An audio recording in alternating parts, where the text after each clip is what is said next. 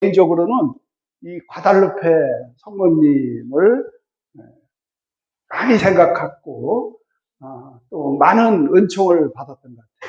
이 과달루페 성모님은 세계 최초입니다. 성모 발현이 교회 내에서 인정받은 것으로서는 최고의, 그러니까 가장 오래된. 과달루페는 멕시코 시티 좀 외곽에 있죠. 그 언덕이 있는 테페약이라는 언덕에서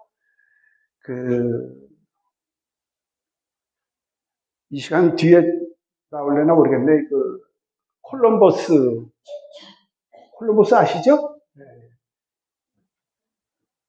스페인이 하여튼 일찌감치 그쪽을 정복을 했죠. 1519년에 500명 군사와 20마리의 말을 가지고 멕시코를 정복을 했어요. 전쟁을 했죠. 그런데 우리보다 한 10배 이상 크거든요. 멕시코가 굉장히 큰 나라입니다. 거기를 얼마에 걸쳐 정복했느냐? 불과 2년 만에. 그게 어떻게 가능했을까? 스페인은 똘레도라는 곳에 가면은 그 세계 최초의 총이 거기 나와요. 그러니까 우리 임진왜란 때 이럴 땐 우리끼리가 외놈이라 그러죠. 외놈들한테 되게 혼났잖아요. 정신없이 당했잖아요. 왜 그랬어요? 그렇죠. 그게 바로 똘레도에서 나오는 거예요. 그게 스페인 겁니다. 그 총을 가지고 500명, 말 20마리로 정복을 해버렸어요. 2년 만에. 21년에 끝났습니다. 그리고 나서 성모님은 1531년에 정복이 끝난 지 10년 되던 해 12월 12일 날 우리나라에서는 12.12 사태가 났는데 과달루페 500년 전에 거기서는 이제 성모님이 후안 디에고라는 50대 지금이야 젊지만 50대라면 초로의 원주민한테 나타나셔서 후안 디에고가 아침 미사를 가기 위해서 테페약 언덕을 넘어가는데 나타나셔서 거기 성당 가면은 주교님한테 가서 여기다가 성당을 짓게끔 부탁을 드려라. 그래갖고 알겠습니다. 그래갖고 가서 주교님한테 말씀을 드렸더니 주교님이 그래? 성당 줘. 허락을 하실 리가 없죠. 그래서 이제 그 다음에 다시 4번인가를 만났죠, 성모님을. 만나서 말씀을 드렸대잖아요. 제발 딴 사람을 시키라고, 나 같은 사람 말도 안 듣는다고. 그래서 성모님께서 망토, 왜 서부 영화 보면 그쪽 사람 망토 있죠? 이렇게. 그 망토를 이렇게 해라 그래서 그 망토 안에다가 장미를 담아서 보여줘라. 멕시코는 따뜻한 나라긴 하지만 저도 작년 1월 달에 순례를 했었는데 가보니까 멕시코 시티 사람들 복장이 아주 각색이더라고요. 아주 그냥 파카로 아주 무장하신 분부터 해서 가벼운 옷차림까지. 여하튼 꽃은 거의 안 핍니다. 그 계절이에요. 그 계절에 장미를 갖다 바치니까 주교님이 깜짝 놀랬고 더 놀란 거는 그것이 멕시코산 장미가 아니라 고국인 스페인산 장미라는 걸 알아차렸어요. 그래서 더 놀란 거는 장미를 했는데 그 틸마에 이런 그림이 나타난 거예요, 여기에. 그래서 주교님 이하 그쪽 관계자들이 깜짝 놀래고서 성당을 지었다는 건데 그래서 이게 저희 집에 있는 액자고요. 좀 신기하고 좀 사진을 찍었더니 딴 거를 좀 확대를 한 건데, 그래서 그분들이 일단은 신기하니까 성전에 모시고서 100년이 지나갈 때까지 그냥 노출시켜 놨어요. 그리고 여기는 초를 많이 쓰거든요. 향도 많이 치고. 그리고 그러니까 그 망토 소재가 뭐냐 하면은 그 틸마라고 선인장 섬유로 만든 옷감이에요. 우리말은 뭐 삼배, 대마 뭐 이런 식으로. 그래서 그런 그냥 자연 섬유이기 때문에 방부 처리를 안 하면은 20년, 50년이면 다 없어지는 겁니다. 방부 처리 안 해도 그냥 이렇게 전시된 거죠. 그리고 거기 사람들이 갖다 만지고 향치고 촛불로 그을리고 그랬는데도 불구하고 100년이 지나도 괜찮은 거예요. 그래서 그때부터 이거 아니구나 그래서 유리로 이제 그 보관을 신경을 썼고요. 한 200년 지난 다음부터 이게 도대체 어떻게 된 건가 이러면서 섬유학자가 달려들어서 이 성화가 그려진 거기를 조사를 했고요. 이건 방부 처리가 안 된 천연 섬유라는 게 이제 섬유학자의 얘기고, 그 다음에 달라붙은 게 미술 전문가들이었어요. 그러니까 이것은 밑그림이 없었습니다. 대개 그림 옆에 이렇게 해서 또 칠을 하는 건데, 그럴 뿐만 아니라 이 그림은 덧칠한 붓질이 하나도 없습니다. 지금 한꺼번에 그린 거예요. 1531년에 한꺼번에 그리려면 뭐가 필요해요? 사진이 필요해요. 사진이 왜 가능한 거예요, 이게. 근데 그때 사진이 없었죠. 그러니까 이제 더 놀라게 된 거죠. 섬유질이 그렇고, 그 다음에 그 미술 작품이 그렇고, 더구나 옷감에다가 이렇게 그린다는 게 말이 됩니까? 옷감에다가. 그리고 사람들이 이 눈동자에 또 그래서 광학 안경 쪽에 있는 안과 의사들이 이제 달라붙어서 여기를 보니까 눈이 똑바로 떠진 것도 아니고 감은 것도 아니고 이제 반쯤 이렇게 됐거든요. 여기를 주목을 했어요. 그래서 눈동자에 뭔가 보이는 것 같은데 이것이 1900년도 초까지는 그렇게 알려져 있었고 1976년 IBM이라는 우리가 잘 아는 미국 컴퓨터 브랜드 아시죠? 거기서 1981년에는 나사, 미 한국 우주항공국이죠. 거기서 2500배의 확대를 해서 눈동자를 봤는데 이 눈동자 안에 13명의 사람들이 들어있는 거예요.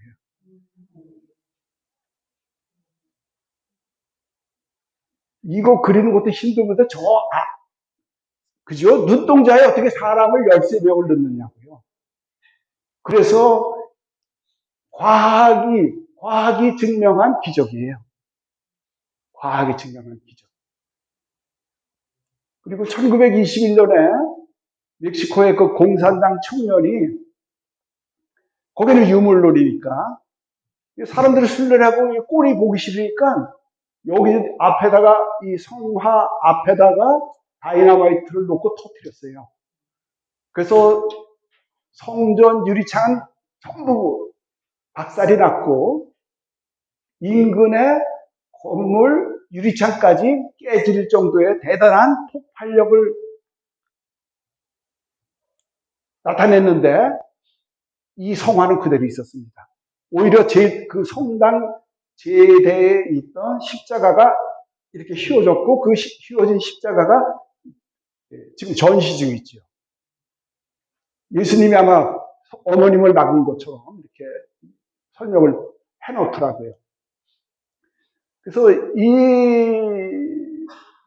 이런 기적적인 것도 중요하지만 더 중요한 것은 성모님이 나타나서 성당을 지었고 그 결과 뒤따르는 것이 더 엄청난 거였습니다. 그래서 1519년부터 정복을 시작을 했다고 그랬었는데요. 500명이라고 했어요. 그 뒤에는 계속해서 배를 타고 와서 병력이 좀 증원됐겠죠. 피 끓는 스페인 백인 사람들이 이 인디오들과 섞였어요. 피 끓는 군인들이 그쪽에 여자들하고 혼인하는 경우도 있었겠지만 엉망으로 그랬었겠죠. 그래서 혼혈이 태어났습니다. 혼혈에 대한 편견은 시대와 지역을 가리지 않는 것 같아요. 우리도 왜 이태원이라는 지명에 얽힌 얘기 다 아실 거예요, 그죠? 여기도 마찬가지였어요. 그래서 스페인 병사들에게 강간이죠. 겁탈을 당했다든가 이런 경우에는 아기가 생겼을 때는 낙태를 하려고 노력을 했고 또 그걸 못해서 태어난 아기는 천대를 받았습니다. 그런데 이런 기적이 멕시코 전체를 강탈을 하자 그 혼혈에 대한 학대, 그 다음에 박대가 끝났습니다. 그리고 저는 지난번에 가서 처음으로 알았는데 그 피라미드가 저는 이집트만 있는 줄 알았어요. 이집트. 그런데 여기도 있더라고요. 규모로 봐서 세계 세 번째 피라미드가 멕시코에 있어요. 그런데 이집트 피라미드와 다른 것은 이집트 피라미드는 왕의 무덤이잖아요. 근데 여기는 뭐냐 하면은 제단이에요. 제단인데 제물이 뭘로 바쳐졌느냐 하면은 그렇죠. 인신공양이었습니다. 그래서 기록에 보면은 1년에 2만 명 이상. 그래서 많이 바칠 땐 10분에 1명씩 사람을 태웠다는 거예요. 그러니까 수많은 사람들이 희생이 된 거죠. 거기에는 어린아이, 또 여자들, 특히 부족 간 전쟁을 통해서 진 부족의 사람들이 많이 죽은 거죠. 희생이 된 거죠. 그야말로. 이런 태양을 숭배하고 거기다가 제물을 바치는 이 인신공양이 사라진 거예요. 그리고 약 8년에 걸쳐서 900만 명이 그리스도인이 됐습니다. 엄청난 거죠. 그래서 이때는 우리처럼 이렇게 세례를 못 줬어요. 왜? 사람들이 너무 많아서. 그래서 세례 종류에는 몇 가지가 있는데 그 중에 하나가 침례가 있고, 그죠? 물에 완전히 담그는 게 있고, 또 우리가 보통 하는 것처럼 살수라는 데니까 주수레라 그러죠. 주점자 이렇게 해서 물 붓는 것처럼 주수레.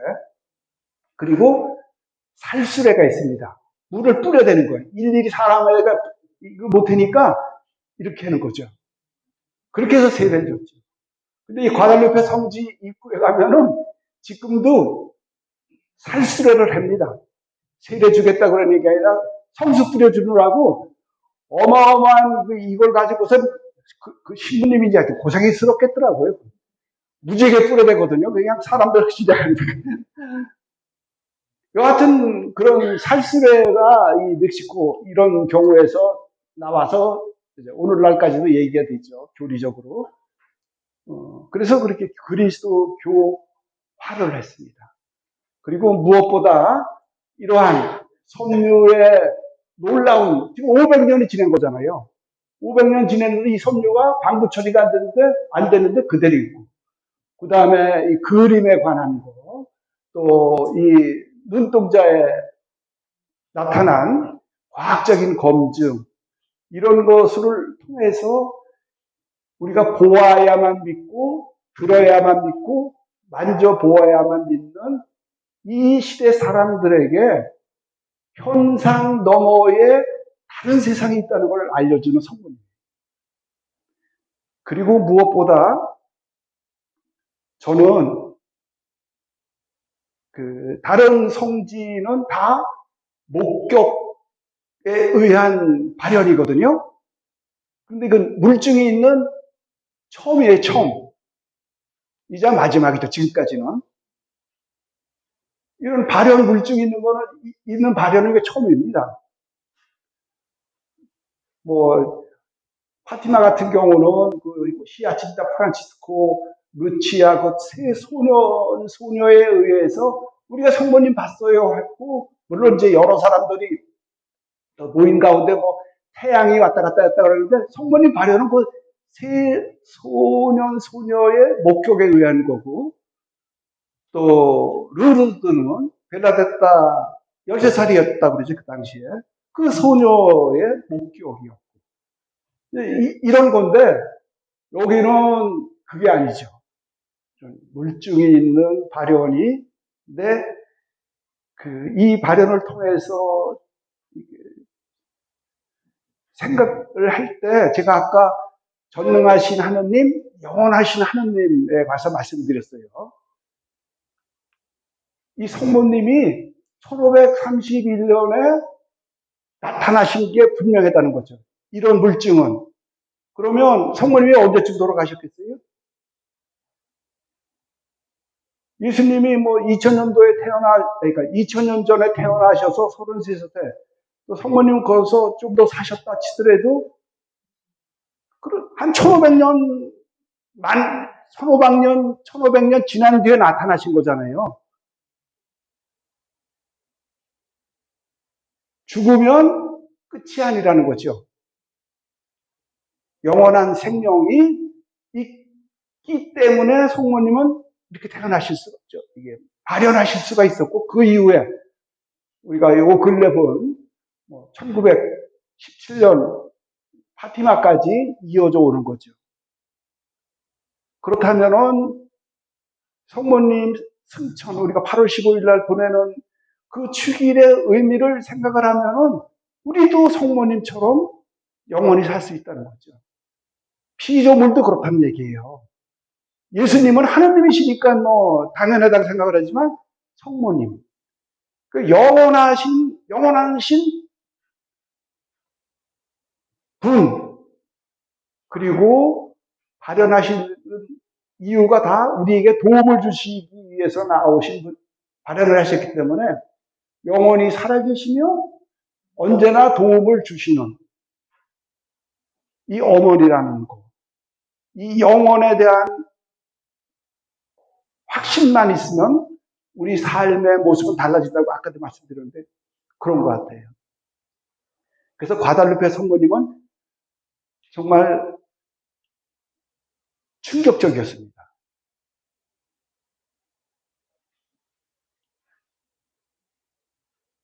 우리가 성모님의 성모성호를 보내면서 성모의 밤을 앞두고서 한번 우리가 생각을 가다듬어서 금요일 날 성모의 밤에 오셨으면 좋겠습니다. 그리고 그날 성모님에 관한 밤 행사가 1부고 미사가 2부라고 얘기 들었는데, 1부 때 여기서 이제 재롱장치 하실 분들 이렇게 쭉 있잖아요.